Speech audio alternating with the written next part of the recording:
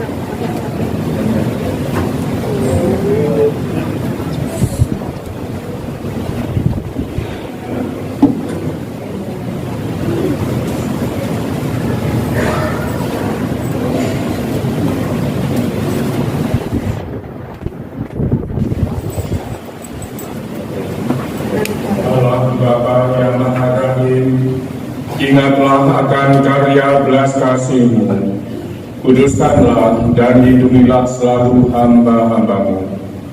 Bagi merekalah Kristus Putra-Mu telah memulai misteri Paskah dengan penumpahan darahnya. Dialah Tuhan yang hidup dan berkuasa sepanjang segala masa. Amin. Silakan duduk.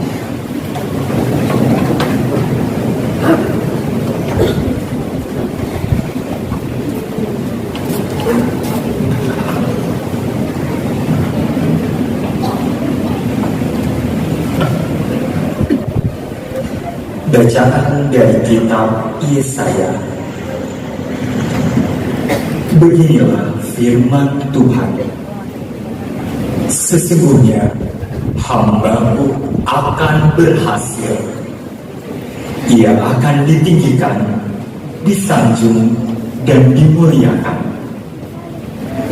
Seperti banyak orang tertegun melihat dia, rupanya begitu buruk, tidak seperti manusia lain, dan tampaknya tidak seperti anak manusia lain. Demikianlah ia akan membuat tercengang banyak bangsa, dan raja-raja akan mengatupkan mulutnya melihat dia. Sebab apa yang tidak diceritakan kepada mereka akan mereka lihat, dan yang tidak mereka dengar akan mereka paham. Maka mereka berkata, siapakah yang percaya kepada berita yang kami dengar? Kepada siapakah tangan kekuasaan Tuhan dinyatakan? Sebagai taruh hamba Yahweh, ia tumbuh di hadapan Tuhan, dan sebagai tunas, ia muncul dari tanah kering. Ia dihina dan dihindari orang, seorang yang penuh kesengsaraan dan biasa menderita kesakitan. Ia sangat dihina sehingga orang menutup mukanya terhadap dia, dan bagi kita pun dia tidak masuk hitungan. Ia tidak tampan, dan semarak pun tidak ada padanya, sehingga kita tidak tertarik untuk memandang dia, dan rupanya pun tidak menarik, sehingga kita tidak terangsang untuk menginginkannya. Tetapi sesungguhnya penyakit kitalah yang ditanggungnya, dan kesengsaraan kitalah yang dipikulnya. Padahal kita mengira dia kena tulah, dipukul, dan ditindas Allah. Sesungguhnya dia tertikam oleh karena pemberontakan kita. Dia diremukkan oleh karena kejahatan kita. Derita yang mendatangkan keselamatan bagi kita ditimpakan kepadanya, dan oleh bilur-bilurnya kita menjadi sembuh. Kita sekalian sesat seperti domba, masing-masing mengambil jalan sendiri. Tetapi Tuhan telah menimpakan kepadanya kejahatan kita sekalian. Dia dianiaya, tetapi membiarkan diri ditindas, dan tidak membuka mulutnya, seperti anak domba yang dibawa ke pembantaian, seperti induk domba yang keluh di depan orang-orang yang menggunting bulunya. Ia tidak membuka mulutnya. Sesudah penahanan dan penghukuman, ia terambil.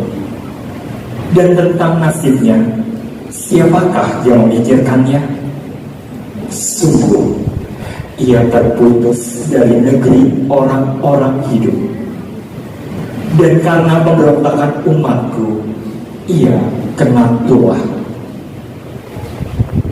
Orang menempatkan kuburnya di antara orang-orang fasik, dan waktu mati ia ada di antara penjahat-penjahat, sekalipun ia tidak berbuat kekerasan, dan tipu tidak ada di dalam mulutnya. Tetapi Tuhan berkehendak meremukkan dia dengan kesakitan. Dan apabila ia menyerahkan dirinya sebagai kurban silih, ia akan melihat keturunannya. Umurnya akan lanjut, dan kehendak Tuhan akan terlaksana karena Dia. Sesudah kesusahan jiwanya, ia akan melihat terang dan menjadi puas. Sebab Tuhan berfirman, "Hamba-Ku itu sebagai orang yang benar akan membenarkan banyak orang oleh hikmat-Nya, dan kejahatan mereka Dia pikul. Sebab itu, Aku akan membagikan kepadanya orang-orang besar sebagai rampasan, dan ia akan memperoleh orang-orang kuat sebagai jarahan. Ini semua sebagai ganti, karena ia telah menyerahkan nyawanya ke dalam maut, dan karena ia terhitung di antara para pemberontak, sekalipun ia menanggung dosa banyak orang dan berdoa untuk pemberontak-pemberontak." Demikianlah sabda Tuhan.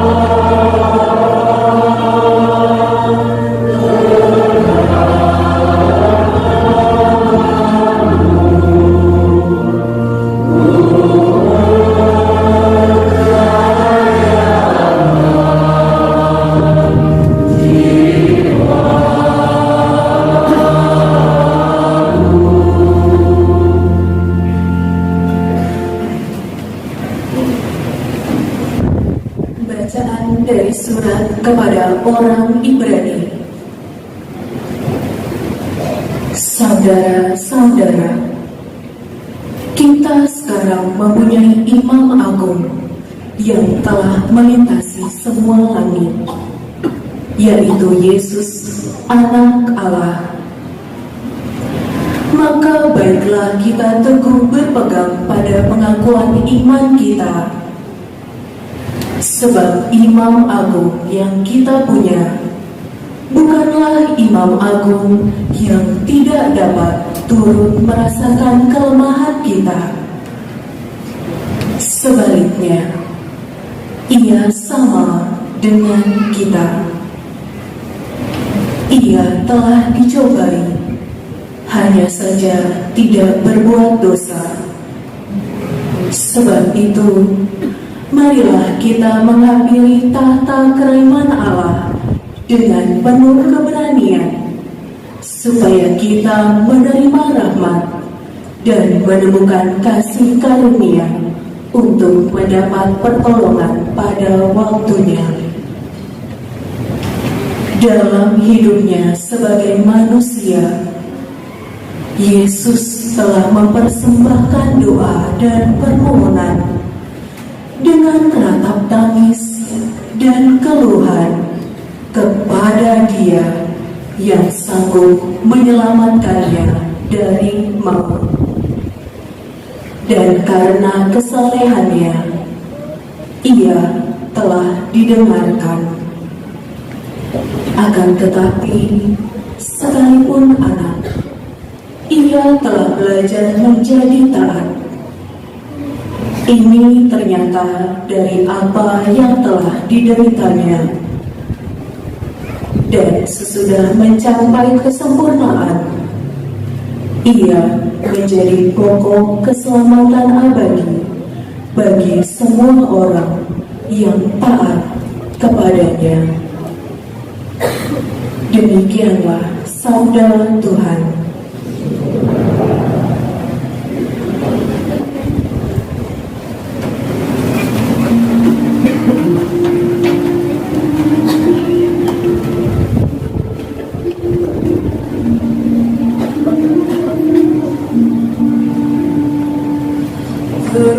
Terpujilah Kristus Tuhan, Sang Raja kemuliaan kekal. Terpujilah Kristus Tuhan, Sang Raja kemuliaan kekal.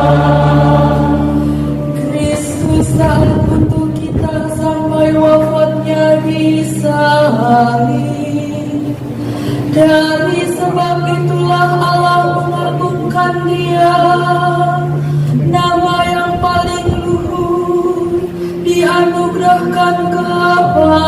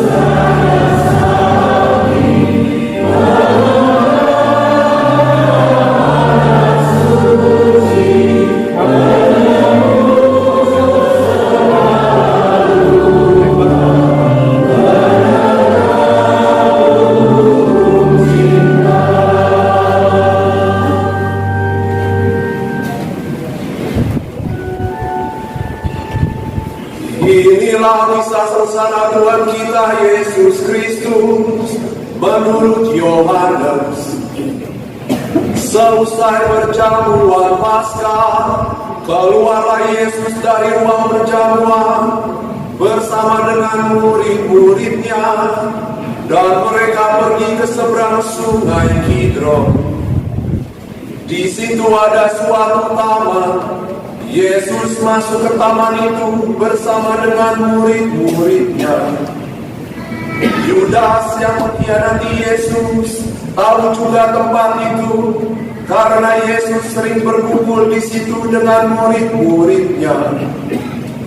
Maka datanglah juga Yudas ke situ bersama sepasukan prajurit dan penjaga-penjaga bait Allah yang disuruh oleh imam-imam kepala dan orang-orang Farisi. Mereka datang lengkap dengan lentera, sulung dan senjata. Yesus tahu akan semua yang akan menimpa dirinya. Maka ia maju ke depan dan berkata kepada mereka, "Siapakah yang kamu cari?" Jawab mereka,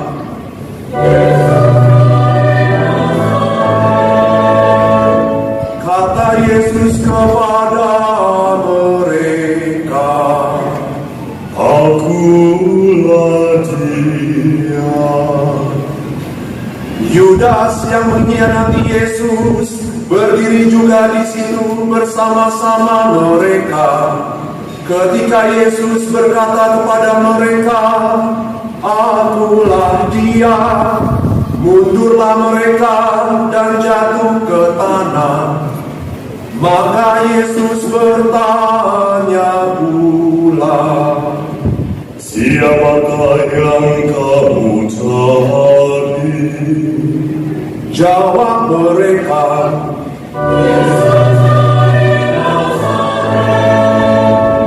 jawab Yesus, "Telah kukatakan kepadamu, akulah Dia. Jika aku yang kamu cari, biarkanlah mereka ini pergi." Demikianlah terjadi supaya genaplah firman yang telah dikatakannya, "Dari mereka yang kau serahkan kepadaku, tidak seorang pun yang kubiarkan hilang." Lalu Simon Petrus yang membawa pedang menghunus pedang itu dan menentangkannya kepada hamba imam agung dan memutuskan telinga kanannya. Nama hamba itu Malkus. Kata Yesus kepada Petrus, "Sarungkanlah pedangmu itu.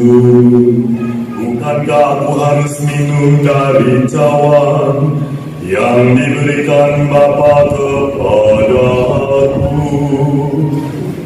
Maka para prajurit serta perwiranya dan penjaga-penjaga yang disuruh orang Yahudi itu menangkap Yesus dan membelenggu Dia.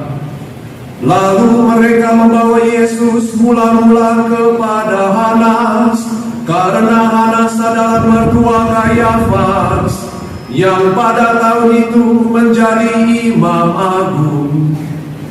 Dan Kayafaslah yang telah menasihatkan kepada orang-orang Yahudi adalah lebih berguna jika satu orang mati untuk seluruh bangsa.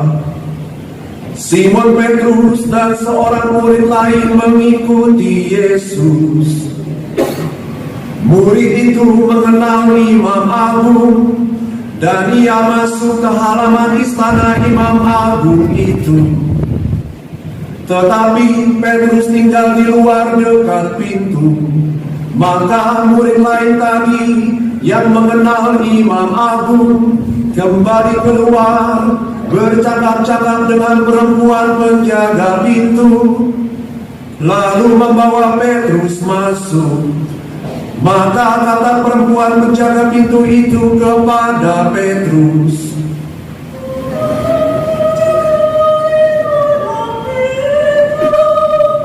jawab Petrus.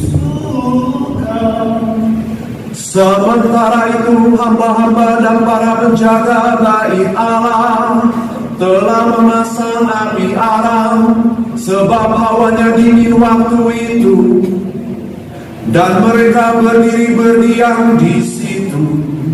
Petrus pun berdiri berdiam bersama-sama dengan mereka. Maka mulailah imam agung menanyai Yesus tentang para murid dan tentang ajarannya. Jawab Yesus kepadanya, Aku berbicara terus terang kepada dunia. Aku selalu mengajar di rumah-rumah ibadat dan di bait Allah, tempat semua orang Yahudi berkumpul. Aku tidak pernah berbicara sembunyi-sembunyi.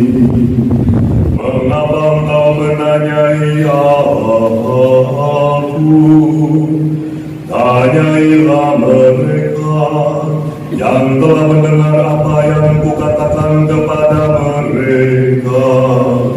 Sungguh mereka tahu apa yang telah kukatakan. Ketika Yesus berkata demikian, seorang penjaga yang berdiri di situ menampar muka Yesus sambil berkata, Begitukah jawabmu kepada imam agung? jawab Yesus kepadanya, Jikalau kataku itu salah, tunjukkanlah salahnya. Tetapi jikalau benar, mengapa engkau menampar aku? Lalu Hanas mengirim Yesus terbelenggu kepada Kayafas, imam agung. Simon Petrus masih berdiri berdiam. Kata orang-orang itu kepadanya,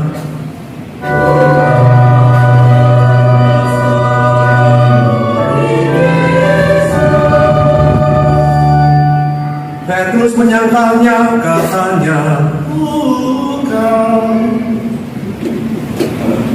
Salah seorang hamba imam agung, keluarga dari hamba yang telinganya dipotong Petrus, berkata kepadanya, Bukankah kau lihat kita itu bersama dengan Yesus? Maka Petrus menyangkal lagi, dan ketika itu berkokoklah ayam.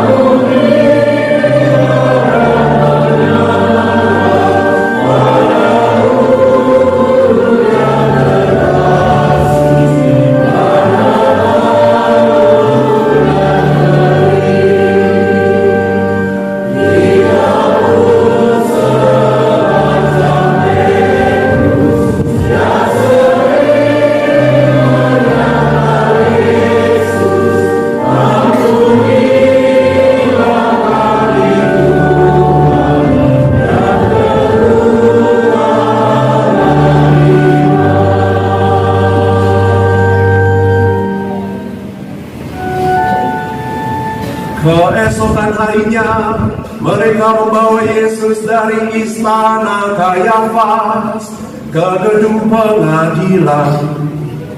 Ketika itu hari masih pagi, mereka sendiri tidak masuk ke gedung pengadilan itu, supaya jangan menajiskan diri, sebab mereka hendak makan Paskah. Sebab itu Pilatus keluar mendapatkan mereka dan berkata, Apakah Tuhanmu terhadap orang ini? Jawab mereka kepadanya,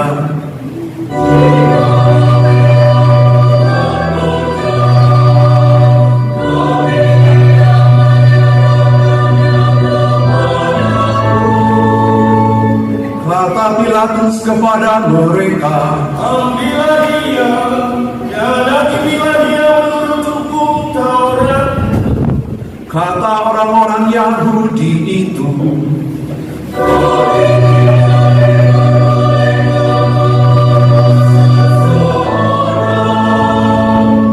Demikian terjadi supaya genaplah firman Yesus yang dikatakannya untuk menyatakan bagaimana ia akan mati.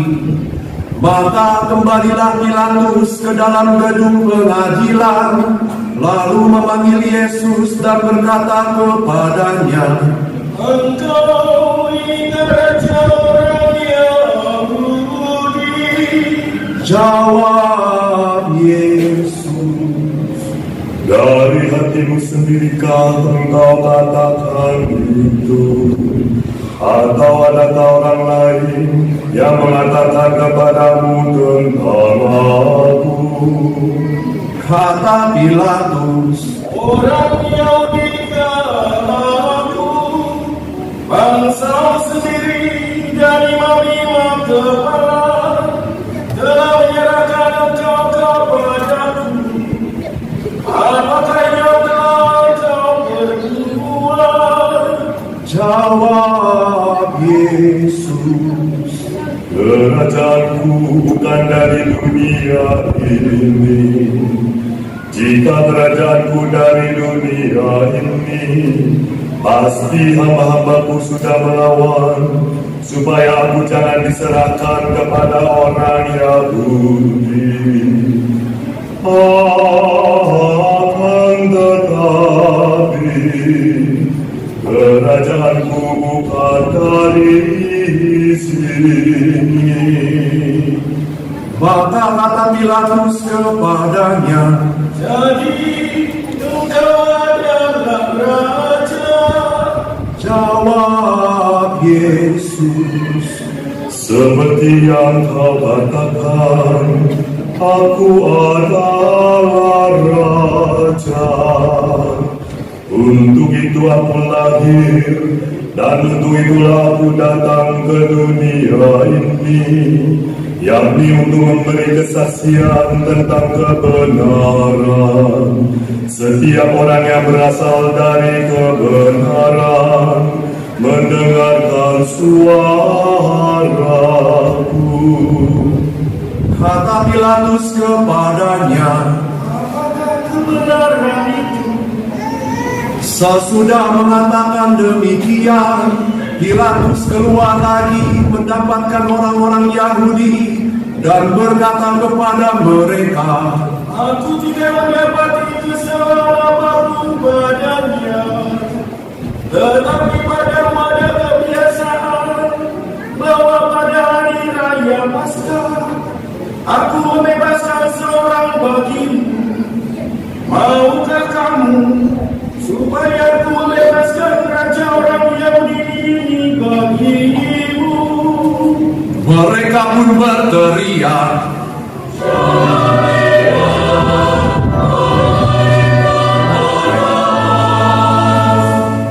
Barabas adalah seorang penyambut. Lalu Pilatus mengambil Yesus dan menyuruh orang menyesah dia. Prajurit-prajurit menganyam sebuah mahkota duri dan menaruhnya di atas kepala Yesus. Mereka mengenakan jubah ungu padanya dan sambil maju ke depan mereka berkata,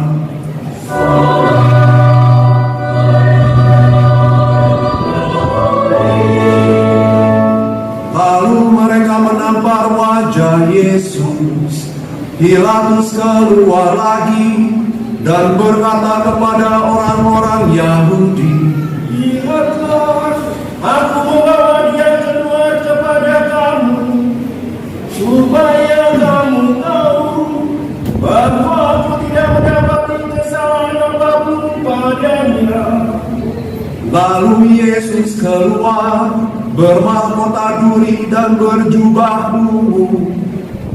Maka kata Pilatus kepada mereka, Lihatlah manusia ini.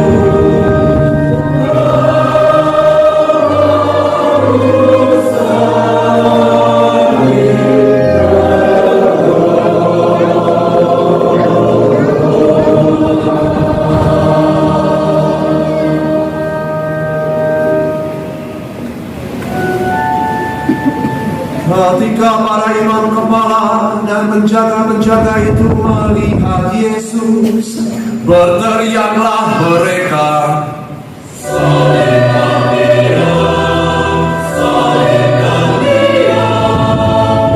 kata Pilatus kepada mereka, Ambil saja sendiri dan salibkanlah dia, sebab aku tidak mendapati kesalahan apapun padanya. Jawab orang-orang Yahudi itu kepadanya,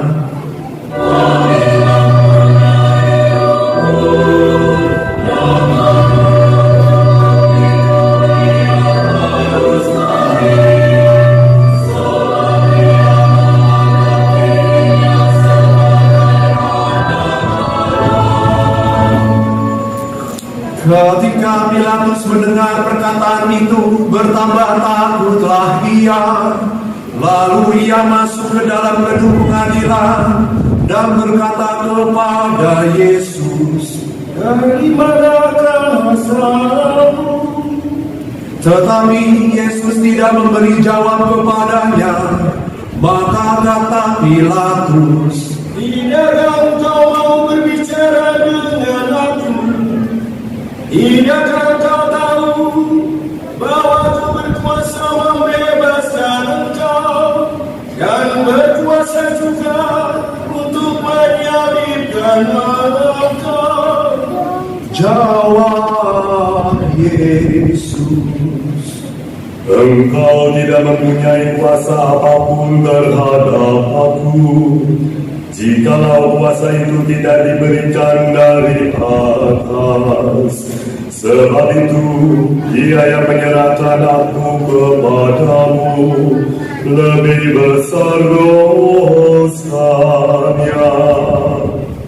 Sejak itu Pilatus berusaha untuk membebaskan Yesus, tetapi orang-orang Yahudi berteriak,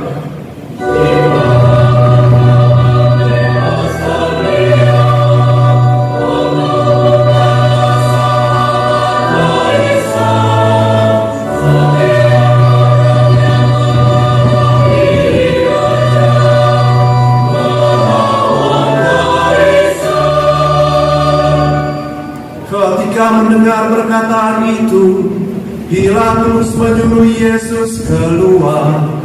Lalu ia duduk di kursi pengadilan di tempat yang bernama Litostrotos, dalam bahasa Ibrani Gabata. Hari itu ialah hari persiapan Paskah, kira-kira jam 12. Kata Pilatus kepada orang-orang Yahudi itu, Inilah rajamu. maka berteriaklah mereka,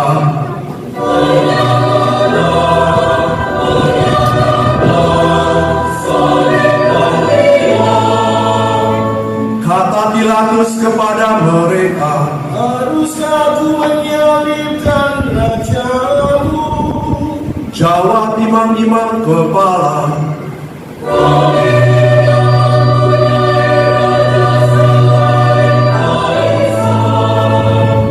Akhirnya Pilatus menyerahkan Yesus kepada mereka untuk disalibkan. Mereka menerima Yesus. Sambil memikul salibnya, Yesus dibawa keluar kota ke tempat yang bernama Tengkorak, dalam bahasa Ibrani Golgota.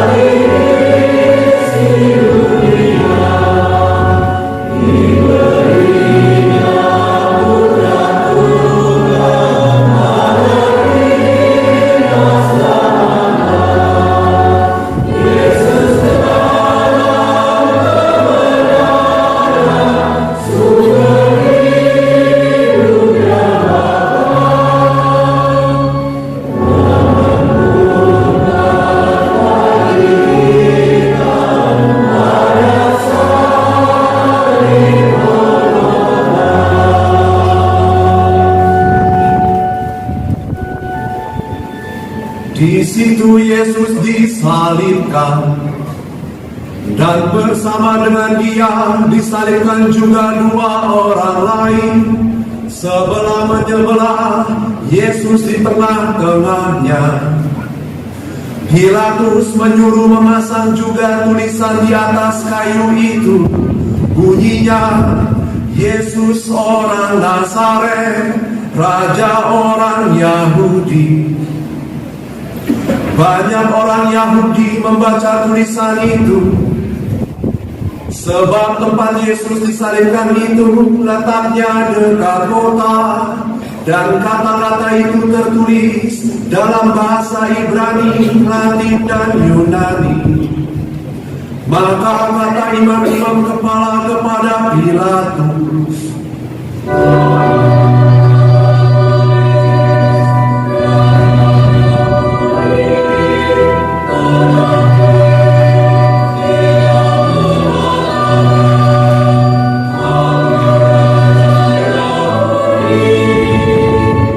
jawab Pilatus, Apa yang kutulis tetap tertulis.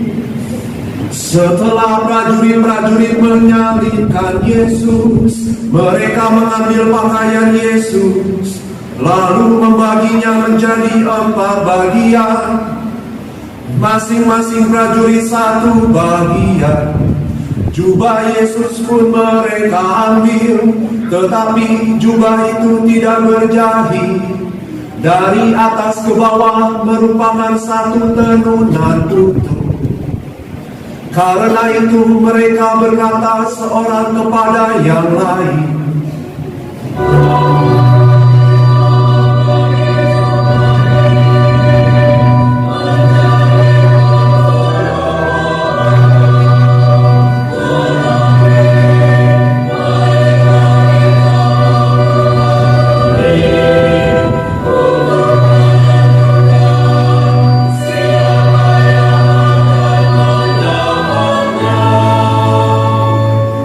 demikianlah terjadi supaya genaplah yang ada tertulis dalam kitab suci. Mereka membagi-bagi pakaianku di antara mereka, dan membuat putih di atas jubahku. Hal itu telah dilakukan oleh prajurit-prajurit itu. Di dekat salib Yesus berdirilah ibu Yesus dan saudara ibunya, Maria istri Kleopas dan Maria Magdalena. Ketika Yesus melihat ibunya dan murid yang ia kasihi di sampingnya, berkatalah ia kepada ibunya, "Ibu,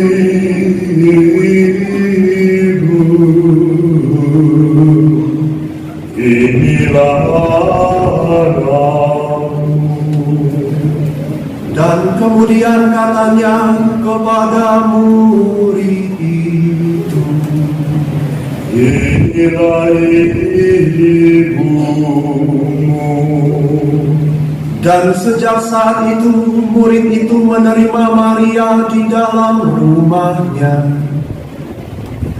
Sesudah itu, karena Yesus tahu bahwa segala sesuatu sudah selesai, berkatalah ia, supaya genaplah yang ada tertulis dalam kitab suci, "Aku haus." Di situ ada suatu buli-buli penuh anggur asam. Maka mereka mencucukkan bunga karang pada sebatang hisop, mencelupkannya dalam anggur asam itu, lalu mengunjukkannya ke mulut Yesus. Sesudah meminum anggur asam itu, berkatalah Yesus, "Sudah selesai." Lalu Yesus menundukkan kepala dan menyerahkan nyawanya.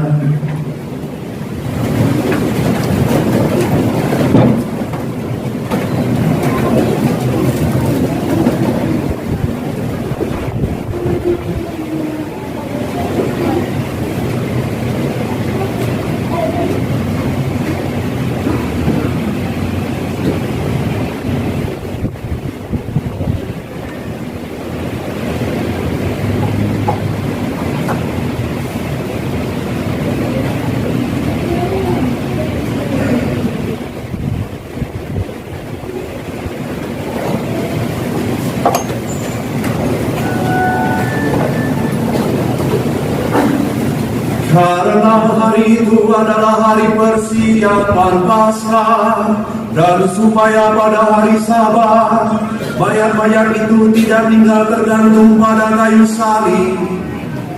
Sebab Sabat itu adalah hari yang besar, maka datanglah orang-orang Yahudi kepada Pilatus dan meminta kepadanya supaya kaki orang-orang itu dipatahkan dan mayat-mayatnya diturunkan. Maka datanglah prajurit-prajurit, lalu mematahkan kaki orang yang pertama dan kaki orang yang lain, yang disalibkan bersama-sama dengan Yesus. Tetapi ketika mereka sampai kepada Yesus dan melihat bahwa ia telah mati, dan mereka tidak jadi mematahkan kakinya, tetapi seorang dari antara prajurit itu menikam lambung Yesus dengan tombak, dan segera mengalirlah darah serta air keluar. Dan orang yang melihat sendiri hal itu memberi kesaksian ini, dan benarlah kesaksiannya. Dan ia tahu bahwa ia mengatakan kebenaran, supaya kamu juga percaya. Sebab hal itu terjadi supaya genaplah yang tertulis dalam kitab suci, tidak ada tulangnya yang akan dipatahkan. Dan nas lain mengatakan, mereka akan memandang Dia yang telah berdiri mematikan. Sesudah itu Yusuf dari Arimatea, seorang murid Yesus, tetapi sembunyi-sembunyi karena takut kepada orang-orang Yahudi, meminta kepada Pilatus supaya ia diperbolehkan menurunkan jenazah Yesus. Dan Pilatus meluluskan permintaan Yusuf. Lalu datanglah ia dan menurunkan jenazah Yesus. Nikodemus pun datang di situ. Dialah yang mula-mula datang waktu malam kepada Yesus. Ia membawa campuran minyak mur dengan minyak gaharu, kira-kira 50 kati beratnya. Mereka mengambil jenazah Yesus, lalu mengapaninya dengan kain halus dan membubuhinya dengan rempah-rempah menurut adat pemakaman orang Yahudi. Di dekat tempat di mana Yesus disalibkan ada suatu taman, dan dalam taman itu ada suatu kubur yang baru, yang di dalamnya belum pernah dimakamkan seseorang. Karena hari itu hari persiapan Paskah orang Yahudi, sedang kubur itu tidak jauh letaknya, maka mereka membaringkan jenazah Yesus di situ. Demikianlah kisah sengsara Tuhan kita.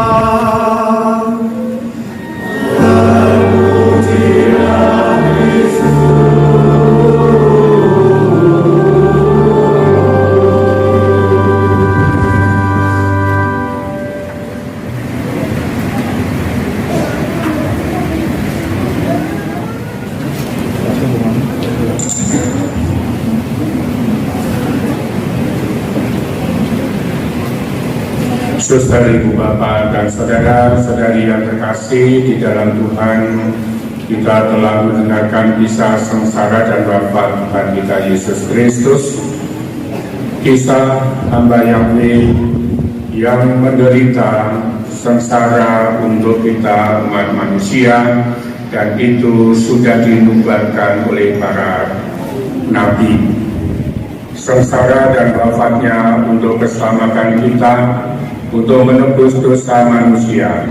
Maka kita bersyukur atas apa yang telah Yesus lakukan karena taat pada kehendak Bapa.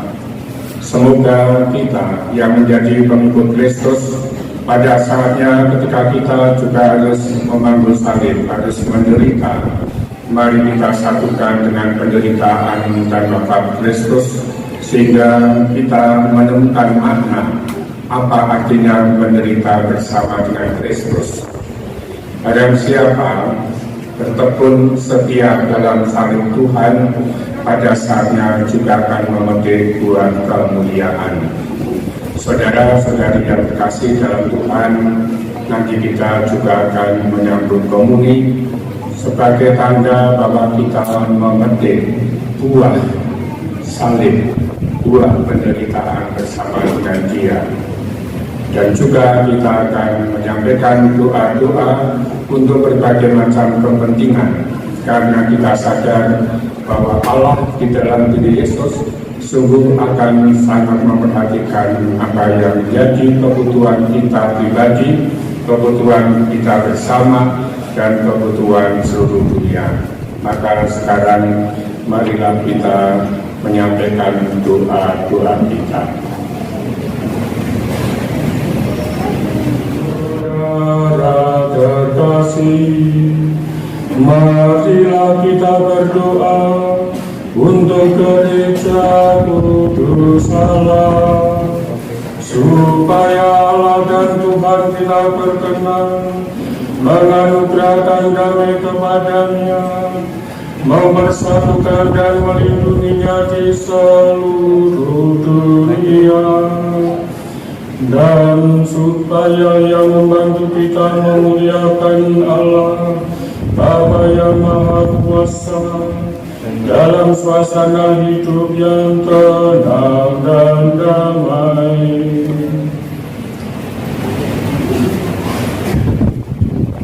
Kita berlutut.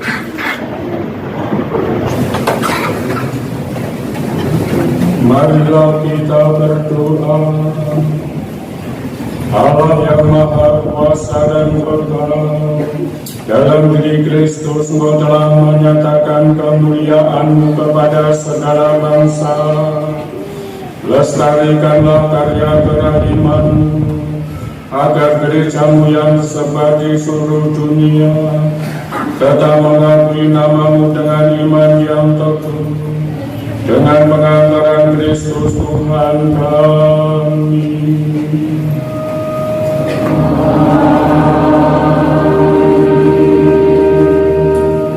Marilah kita berdoa pula untuk Bapa Suci kita Paus Fransiskus, supaya Allah dan Tuhan kita yang telah memilih Dia menjadi uskup bagi gereja kudusnya, memberi Dia kesehatan dan kekuatan untuk memimpin umat kudus Allah.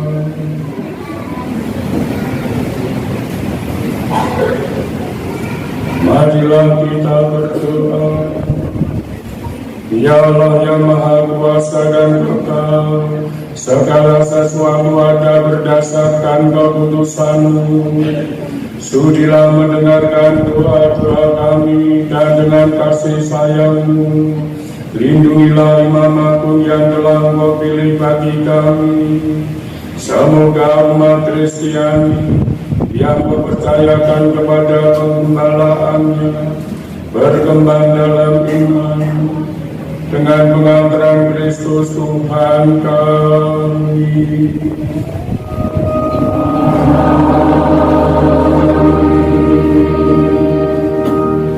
Marilah kita berdoa pula untuk uskup kita Ignatius Kardinal Suhagyo, untuk semua uskup, imam diakon di seluruh gereja, dan untuk segenap umat beriman.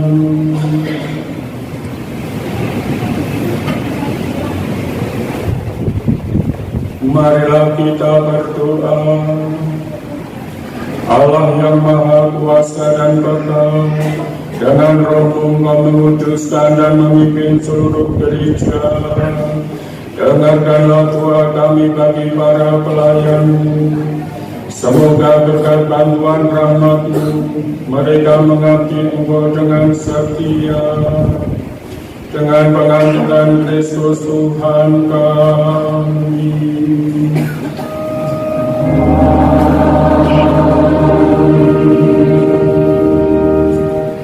Marilah kita berdoa pula untuk para calon baptis kita, supaya Allah dan Tuhan kita membuka telinga hati mereka dan melapangkan pintu kerahimannya, agar berkat pengasuhan kelahiran kembali segala dosa mereka dihapuskan, dan mereka hidup dalam Yesus Kristus Tuhan kita.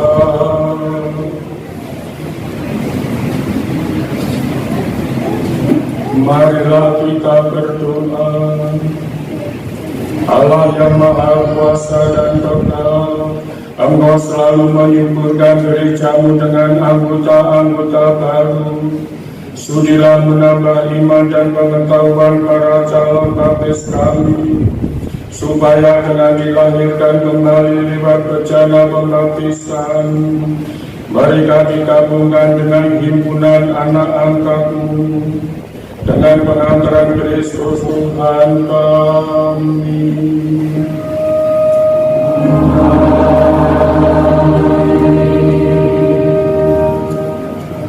Marilah kita berdoa pula untuk semua saudara yang percaya akan Kristus, supaya mereka yang hidup dengan benar dihimpun dan dijaga oleh Allah dan Tuhan kita dalam gereja-Nya yang esa.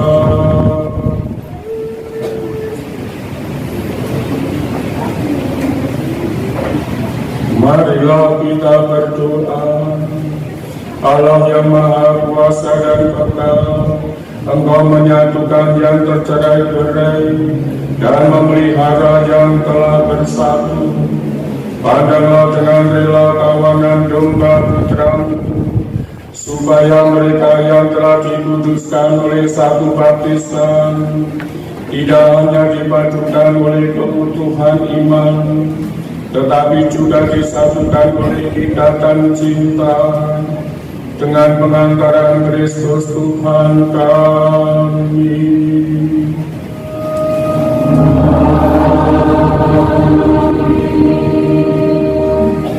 Marilah kita berdoa pula untuk mereka yang tidak percaya akan Kristus, supaya berkat terang Roh Kudus mereka juga dapat menemukan jalan keselamatan.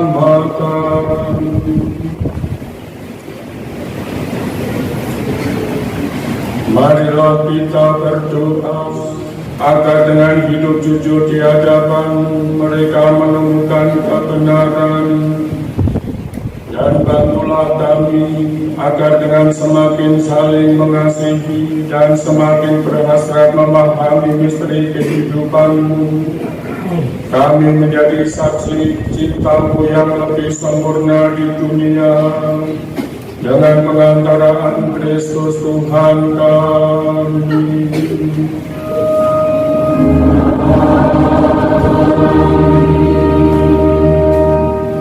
Marilah kita berdoa pula untuk mereka yang tidak mengenal Allah, supaya mereka yang dengan tulus hati mencari kebenaran, layak menemukan Allah sendiri.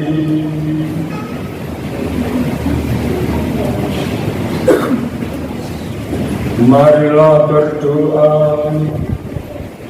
Allah yang Maha Kuasa dan Kekal, Engkau telah menciptakan umat manusia sedemikian sehingga selalu berhasrat mencari Engkau dan baru merasa tenang ketika menemukan Dikau. Maka kami mohon bantulah agar mereka semua dengan mengatasi hambatan seberat apapun mampu melihat tanda kasih sayang-Mu dan tergerak oleh kesaksian hidup orang-orang yang percaya kepada-Mu. Mereka dengan sukacita mengakui Engkau sebagai satu-satunya Allah yang benar dan Bapa umat manusia, dengan pengantaran Kristus Tuhan kami.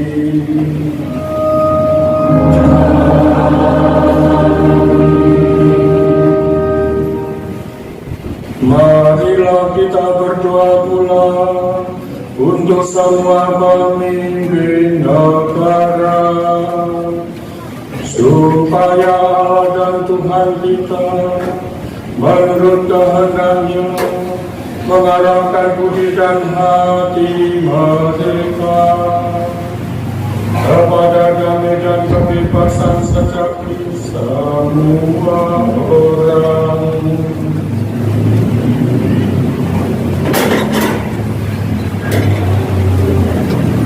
Marilah kita berdoa. Allah yang maha kuasa dan kekal, di tangan ulang pikiran manusia dan nurani para bangsa, sudilah mendampingi para pemimpin negara, supaya berkat bantuan di seluruh dunia terjaminlah kesejahteraan bangsa-bangsa, kepastian kedamaian, dan kebebasan beragama, dengan pengantaran Kristus Tuhan kami.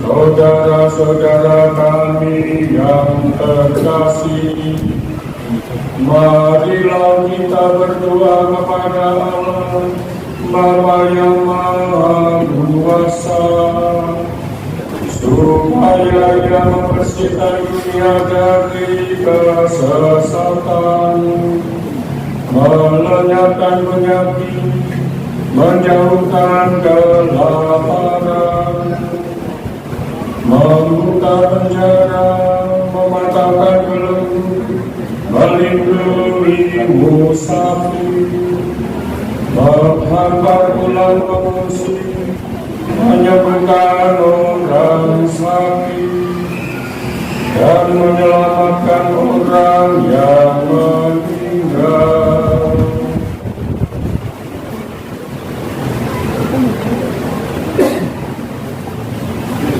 Marilah kita berdoa. Allah yang Maha Kuasa dan Kekal, Engkau menghibur yang berduka dan menguatkan yang menderita. Kiranya jadikan doa semua orang yang tertimpa kesusahan apapun sampai ke hadirat-Mu. Semoga semua yang berada dalam kesesatan bersukacita karena menerima belas kasih-Mu, dengan pengantaran Kristus Tuhan kami.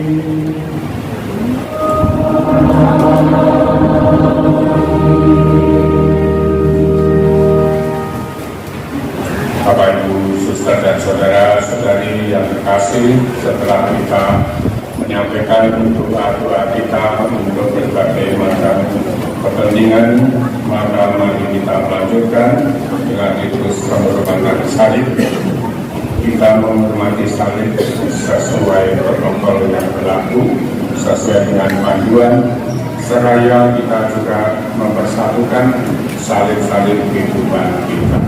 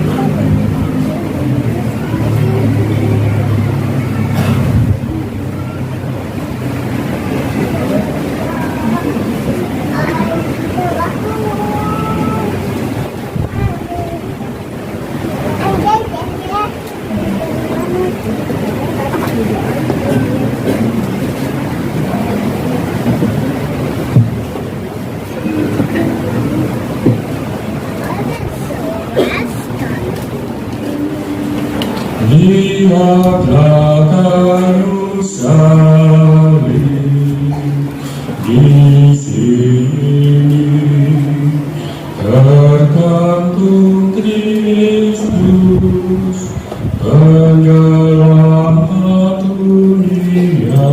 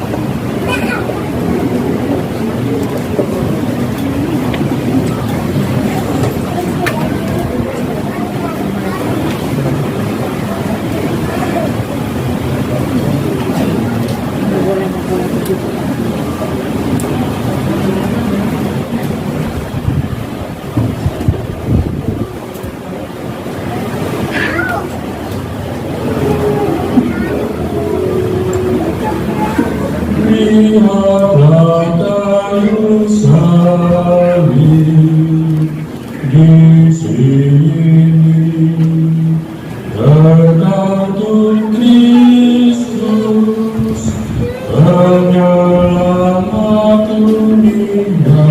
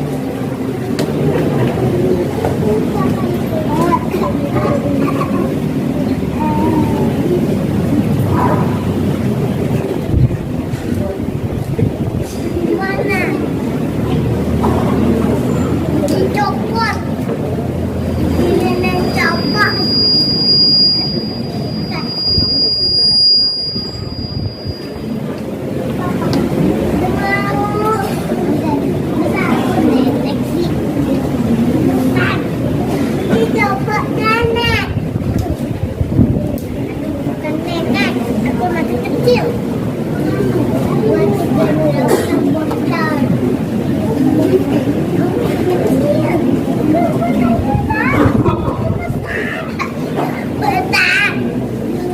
Saudara sekalian, marilah kita mempersiapkan diri kita untuk menyambut tubuh Kristus yang menyelamatkan kita. Maka beranilah kita berdoa.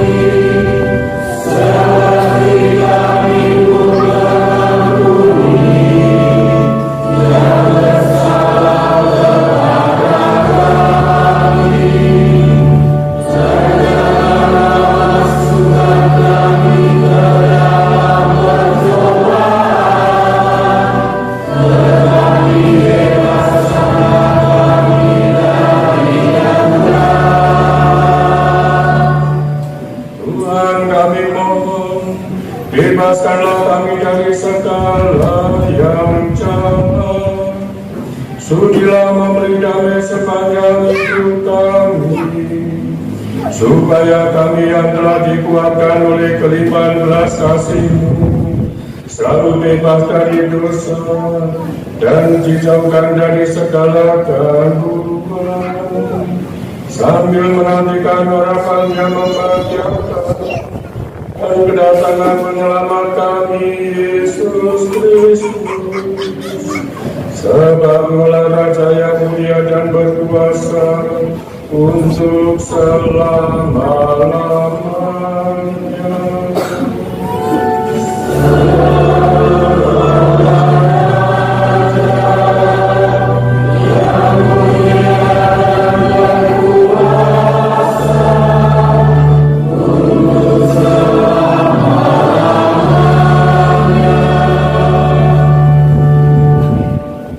Yesus Kristus, semoga penerimaan tubuh dan darah-Mu tidak menjadi hukuman dan siksaan bagiku, tetapi melindungi dan menyiapkan jiwa rataku karena kasih sayang-Mu. Dia telah anak domba Allah, dialah Dia yang menghapus dosa dunia. Berbagailah saudara-saudari yang dalam keperjamuan anak domba.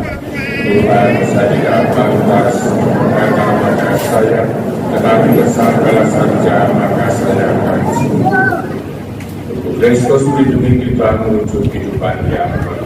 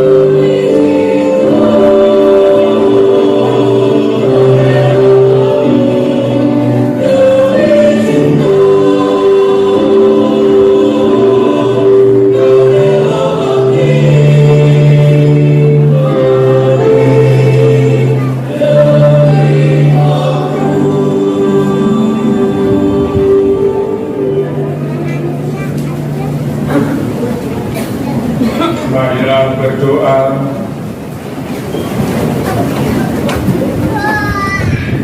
Allah yang kekal dan kuasa, Engkau telah memulihkan kebahagiaan kami berkat wafat dan kebangkitan Putramu. Peliharalah karya belas kasih-Mu dalam diri kami, agar kami yang telah ambil bagian dalam misteri ini dapat hidup semakin mengasihi, peduli, dan bersaksi, serta penuh bakti kepadamu, dengan pengantaran Kristus Tuhan kami. Amin. Saudara sekalian, kita akan mengakhiri ibadah Jumat Agung dengan mohon berkat Tuhan, dan nanti tidak ada lagu penutup, sementara nanti kita pulang dalam suasana hening untuk merenungkan sengsara dan wafat Tuhan kita Yesus Kristus. Marilah kita hening sejenak.